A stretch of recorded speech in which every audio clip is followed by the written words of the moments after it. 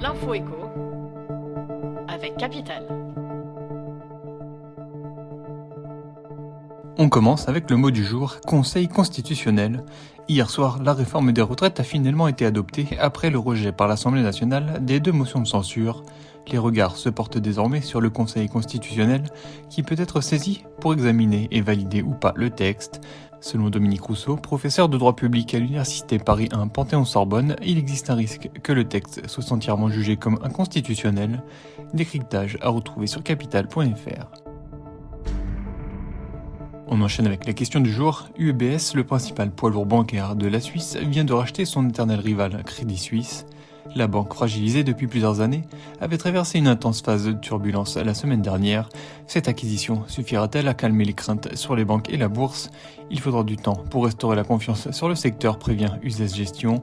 Sans oublier que le rachat de Crédit Suisse par UBS est porteur de risques pour UBS, numéro 1 suisse. Une analyse à lire sur notre site. On continue avec le cri d'alarme du jour, poussé par le GIEC. Les scientifiques du groupe d'experts intergouvernemental ont publié ce lundi 20 mars leur 6e rapport de synthèse sur les dérèglements du climat.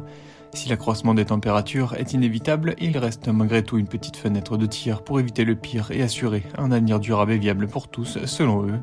Dans sa note dédiée aux décideurs, le GIEC exhorte les États à passer à la vitesse supérieure pour limiter les émissions de gaz à effet de serre responsables de la hausse des températures. Plus d'infos sur capital.fr. Pour terminer, une bonne nouvelle, la flambée des prix des produits alimentaires pourrait enfin se calmer.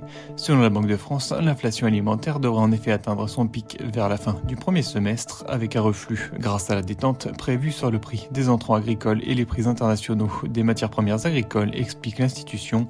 Renégociation entre les industriels et distributeurs, promotion. Capital.fr vous explique pourquoi le prix de vos courses sont susceptibles de baisser dans les prochains mois. C'était l'info écho avec Capital.